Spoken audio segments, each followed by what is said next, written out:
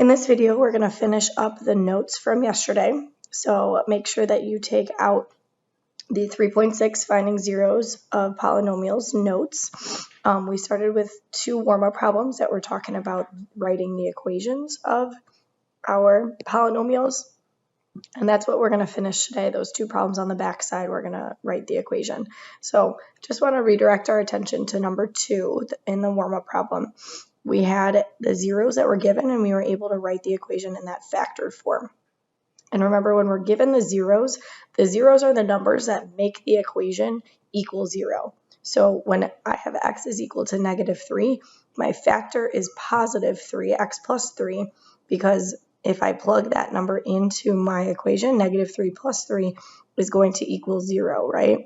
So if I take my factor and set it equal to 0, we get -3. So we kind of have to go backwards when we're trying to write those factors.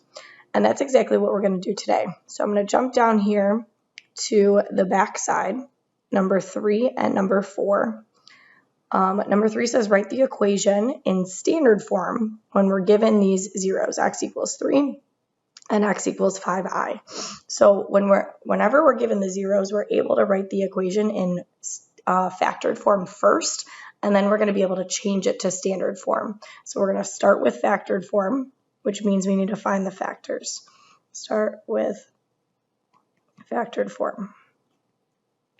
Okay, so we're going to create our equation that has our zeros of x equals 3 and x equals 5i. So x equals 3, that one is pretty basic, right? We know kind of just like what we were talking about in the warm-up.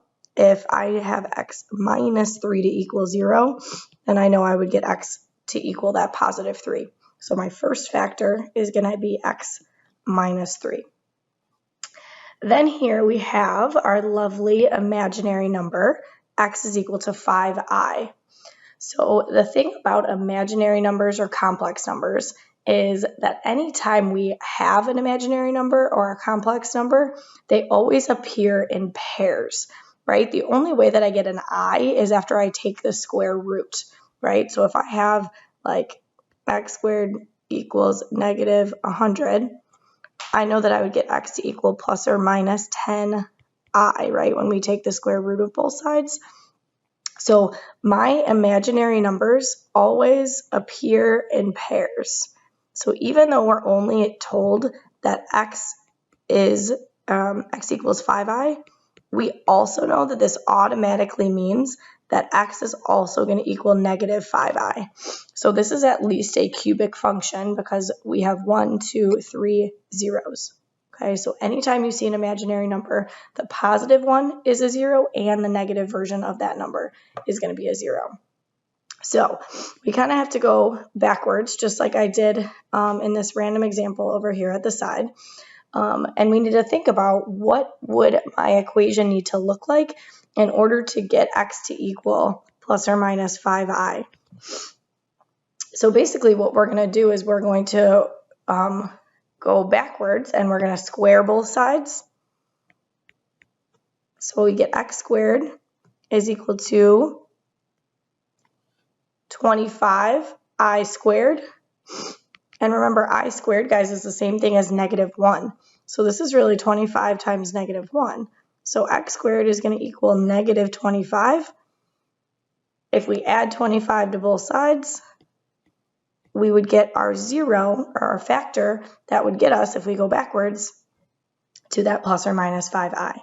Again, if we kind of solve that, subtract 25 from both sides, and then take the square root, we would get plus or minus 5i. You don't necessarily have to like show all of that work, but that's where this is coming from. So that is our other factor. So we're going to do x squared plus 25.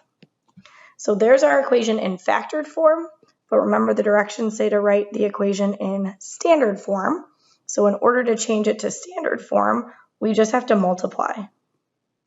Okay, meaning we have to FOIL, we have to double distribute these numbers in order to get our equation in that standard form. So x times x squared, we get x to the third.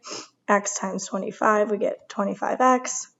-3 times x squared, and -3 times 25, we get -75. Officially, we do like to keep our exponents in order from the highest to the lowest. So I'm going to rewrite this final equation in standard form. So that equation is going to have the zeros of positive 3, positive 5i, and negative 5i. We're going to do the same thing with number 4. And in this one, we don't have an imaginary value. We are given that we have a negative square root of 3 as one of our answers. But same idea as imaginary numbers, our radicals, our irrational roots are always going to appear in pairs as well. So always in pairs.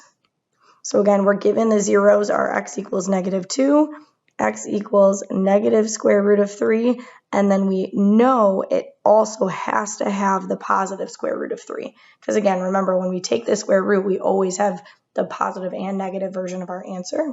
So even though we weren't told that, we know that that is going to be a true root. So again, we're going to start in that factored form. That negative 2 should be pretty straightforward. We know x would be positive 2. And then we're going to deal with our square roots. Okay, so kind of the same idea that we just did in that last one. If I know my final answer, I get x to be plus or minus the square root of 3. Well, if I go backwards, I want to get rid of this square root, so I'm going to square both sides. We just get 3. And then I want it to be my 0, so I'm going to subtract 3 from both sides to get my factor there. So our goal is, again, to find, if we started here and worked backwards, we would get that plus or minus 3, root 3. So in order to get plus or minus root 3, our other factor needs to be x squared minus 3. So there's our equation in factored form. And now we're going to multiply again to get this equation in standard form. So we get x to the third minus 3x plus 2x squared minus 6. And again, rearrange so that our values are in official standard form, highest exponent to lowest. There were 2 problems on yesterday's homework that had examples of writing equations. At this point, please make sure that that worksheet is completed and go back to Canvas, check your answers, and then you can work on the review for today. See you guys tomorrow.